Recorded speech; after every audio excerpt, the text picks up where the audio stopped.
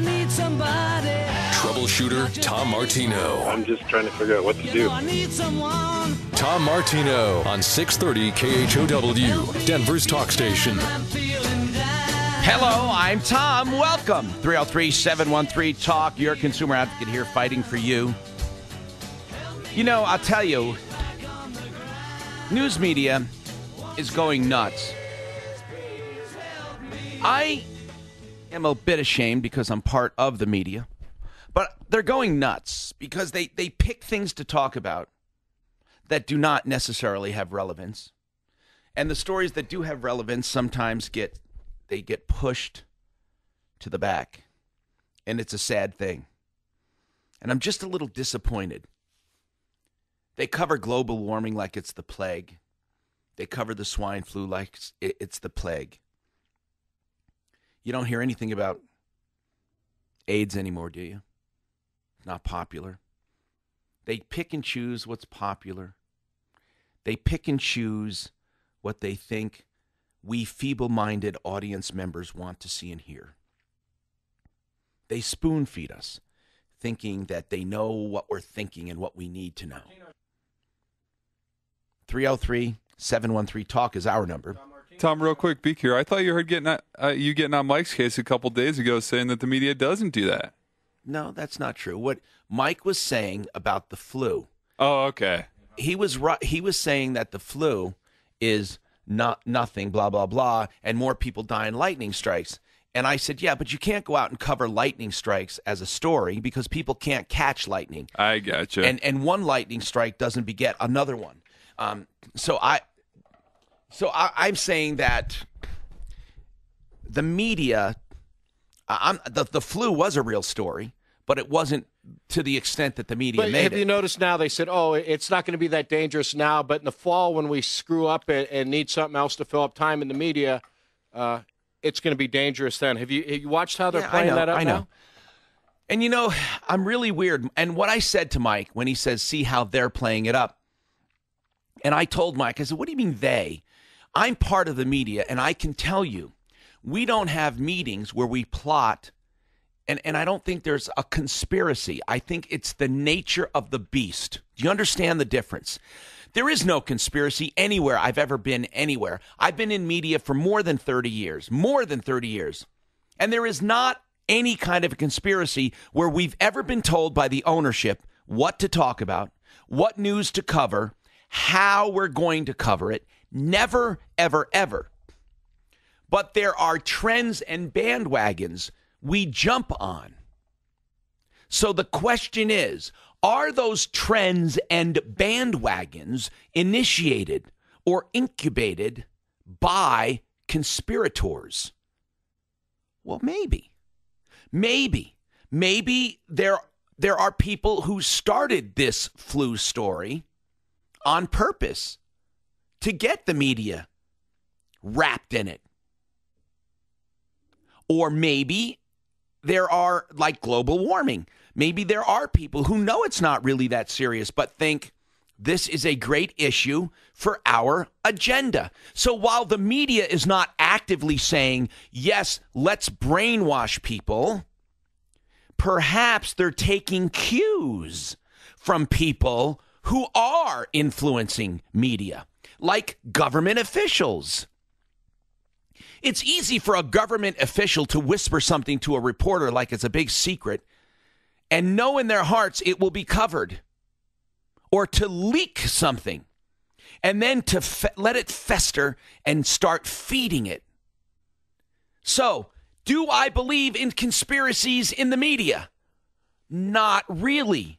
But do I believe there are stories, trends, and angles planted by those who want the media coverage? Yes. Do you see the difference? There is a very big difference. I'm in the media, and I can tell you we are not controlled. Never have I been told what to cover, how to cover, why to cover. Never. The only time that has happened, even remotely, was at Channel 4.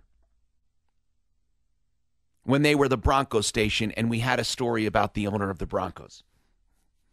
That was the only time ever. and one other time when the Rocky Mountain News wouldn't let me do an article about car dealers. Those are the only 2 times in my entire career that I was told not to cover something.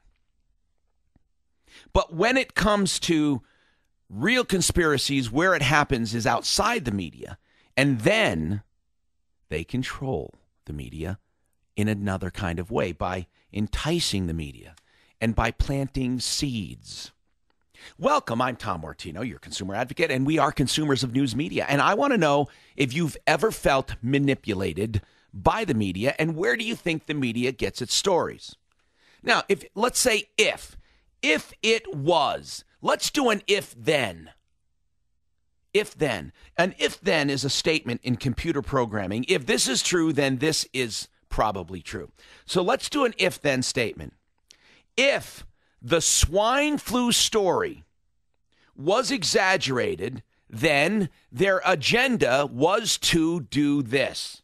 What is the if-then statement on swine flu? What do you think, Mike? If the swine flu story was planted or enhanced or exaggerated or given to the media, what then was the agenda? If then it allowed the Obama administration to force Chrysler to take Fiat's money. What? They're forcing that down the throat of Chrysler. How did swine flu have anything to do with that? 'Cause what was all the news last week? Not all the Fiat dealings and everything else. The news was the swine flu and how we were all going to die from this. Oh, but now it won't be anything till the fall. But what does that have to do with Chrysler, Mike? He's saying it's a cover-up. You're saying it was kind of like the Wizard of Oz. Don't look behind the curtain. Look over here. I saw They stars had a left and right on that. you think that the swine flu was meant Was a as a diversion. distraction? I saw lots of reports on that, Mike, so I don't know what you're talking about. 303-713-TALK. Sherry's got a And comment real for quick, us. I do have an update. I just spoke with CBI again. No, we'll talk. Hold on a second. Sherry, Hello, Tom. what's going on?